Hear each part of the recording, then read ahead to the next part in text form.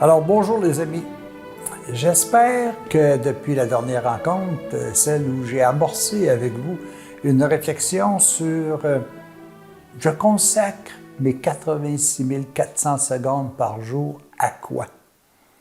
J'espère que vous avez fait un inventaire de tous les éléments sur lesquels vous consacrez votre temps et que vous avez fait une genre de priorité sur ce qui est essentiel, sur ce qui va vous rester, sur ce qui vous transforme, vous, en tant qu'être humain, en tant qu'état d'être, état d'esprit, plutôt qu'en disant « j'ai réalisé telle chose qui, de toute façon, dans 30 ans, dans 40 ans, dans 50 ans, ça sera à terre, ça sera parti. » Et j'aurais quand même mis énormément d'énergie à réaliser ça.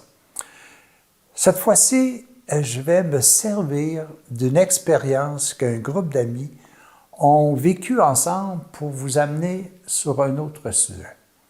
Est-ce que ça ne sera pas essentiel, tout simplement, de consacrer toute notre énergie, tout notre temps à aimer et à être aimé? Et aimer et être aimé transforme tout. Transforme la matière, transforme l'état d'être, transforme tout. Et je pense qu'une expérience qui est recensée dans ce petit livre qui s'appelle « Les consacrés du royaume ». Puis c'est bien noté, hein, du royaume. Est-ce qu'on a marqué le royaume de quoi? Non, du royaume. Et moi, je veux rajouter tout simplement du royaume de l'amour. Je vais vous lire un court texte.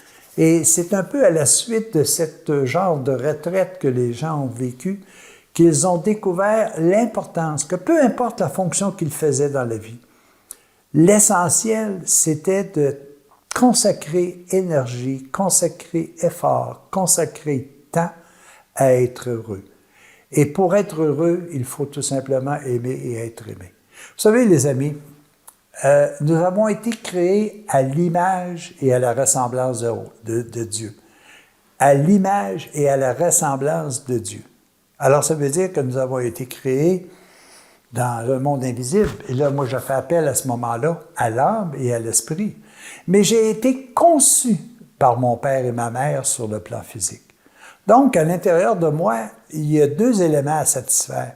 Il y a un élément de création dans une notion d'invisible qui est reliée davantage à l'âme et à l'esprit, qui est libre, qui est totalement parfaite, qui ne veut qu'une seule et unique chose, l'amour, car à l'intérieur de l'âme et de l'esprit, il n'y a que l'amour. Et au niveau de la conception comme telle, par mon père et ma mère, là, je fais face à une matière. Et est-ce que je consacre uniquement mes efforts à cette matière? Alors, je vous lis le texte suivant, et puis par la suite, je vais essayer de vous donner une brève conclusion de ce que moi, ça me dit. Puis, elle est assez explicite, cette conclusion. Regardez bien. Alors, cette personne-là qui écrit, qui s'intitule Jean de Marie, dit la chose suivante. « J'ai fait une retraite de 3 jours sur l'amour. Le prédicateur n'a parlé que de l'amour. Il disait que c'était un sujet inépuisable parce que l'amour est infini. L'amour, c'est Dieu. Dieu est amour, dit Jean. Il nous a parlé de Jésus, nous disant qu'il était l'amour du Père manifesté parmi les hommes. Moi, j'aimerais dire tout simplement que nous sommes tous, à cause de notre création, des fils et des filles de Dieu. Nous sommes l'incarnation de Dieu manifestée parmi les hommes. Ça, je pense que c'est important. Puis, il a dit que nous aussi, nous devrions devenir amour pour nos frères et sœurs. Que Dieu voulait nous transformer tous en amour pour incendier le monde afin d'éteindre la haine dans les cœurs. Jésus est l'amour de Dieu manifesté aux yeux des hommes. Nous sommes tous l'amour de Dieu manifesté aux yeux des hommes. Est-ce que nous pouvons y croire et est-ce que nous agissons comme tel? Est-ce que nous nous consacrons à accomplir cette mission? Et il veut que nous devenions lui, c'est-à-dire que nous devenions totalement amour. Aimez-vous les uns les autres comme je vous ai aimé, nous rapporte Jean. Jésus est le premier-né d'une multitude de frères et de sœurs que nous sommes.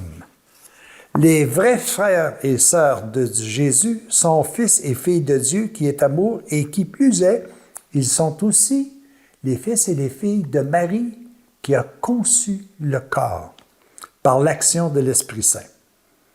Jésus s'est comparé au sceptre de la vigne. Nous sommes les sarments. Or, les branches d'un arbre sont de même nature que le tronc. Dieu a voulu que nous soyons ses vrais fils et filles. Il nous a communiqué sa propre vie par son Fils. Il n'y a qu'un royaume de Dieu, le royaume de l'amour.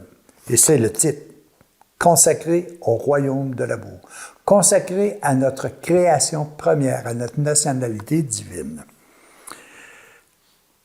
L'Église fondée par le Christ est l'assemblée de tous ceux et celles qui participent à la vie divine, qui ont accepté en eux la venue de l'enfant Dieu de l'amour. Et c'est Marie qui nous l'a donné, la mère du bel amour, la mère de l'amour divin rendu visible en son cœur. C'est le royaume tout entier qui est né. Avec le tronc venant la promesse des branches, le royaume est un corps ou une tête, avec une tête et des membres. Le Christ, l'amour, c'est la tête. Pendant la retraite, nous avons tous été conquis par l'amour.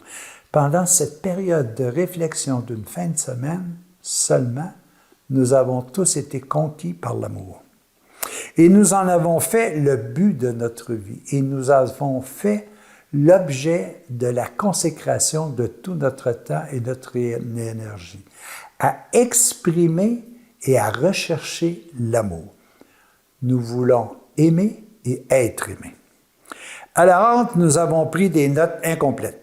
Nous aurions voulu voir le texte du prédicateur. Il n'avait pas de texte. Il parlait tout simplement avec son cœur.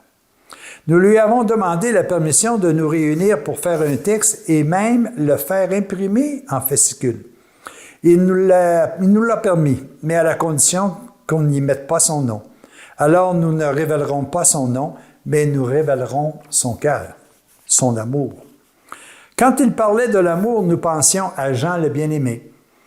Quand il parlait de Marie, il redisait encore l'amour de Jésus qui nous a donné sa propre mère lorsqu'il nous rappelle dans l'Écriture, « Voici ta mère ».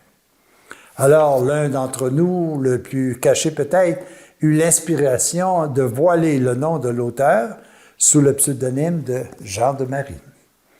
Toi qui liras ces notes, tu feras la retraite avec nous, avec Jean, avec Marie, avec l'amour. Demande l'Esprit Saint, il fera descendre en toi l'amour divin.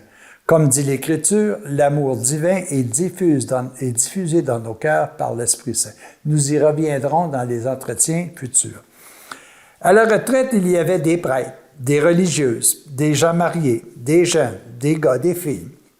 À la fin, une religieuse dit, écoutez bien, à la fin, une religieuse dit, « Moi, j'ai trouvé ma vocation pendant cette retraite et pourtant, j'ai 25 ans de vie religieuse. » Sans le savoir, elle disait comme la petite Thérèse, « Ma vocation, c'est l'amour. » Une religieuse dit, « Ma vocation, c'est l'amour. » Elle est repartie dans sa communauté pour être l'amour. Un prêtre a dit, « Cette fois-ci, j'ai compris. » Il a compris que sa vocation, c'est l'amour. Un père de famille disait de son côté, « J'ai compris qu'on peut vivre une vie consacrée dans le monde. J'ai une femme à aimer, mes enfants, mes voisins, mes compagnons de travail. » Ce couple-là, ce père de famille-là, a dit, « Moi, aujourd'hui, je me consacre à aimer et à être aimé. » Un jeune affirmait, « J'ai cherché longtemps et j'ai trouvé. Je ne savais pas que le bonheur était si proche de moi, en moi, et si je vis avec l'amour. Maintenant, je voudrais le crier à tous les jeunes du monde. Quand le petit livre sera publié, je le ferai lire à tous mes amis qui, séduits par des illusions trompeuses, ont erré comme moi dans les méandres du vice et de l'égoïsme. J'ai trouvé le bonheur, ils le trouveront aussi. Pour toi, faisons ensemble la même retraite. Découvrons l'amour, découvrons la consécration ultime de notre vie. Lis, médite, prie. Ensuite, tu diras à tes frères où se trouve le chemin du bonheur. À tous les petits qui le cherchent, Jésus dit, c'est secret. Je te bénis, Père, d'avoir caché ces choses aux sages et aux intelligents et de les avoir révélées aux Tout-Puissants. Voyez, mes amis, nous savons très bien que l'ultime consécration que nous devons faire, et c'est inscrit à l'intérieur de nous, c'est d'aimer, d'être aimé. Mais n'oublions pas, il faut aussi être aimable. À la prochaine.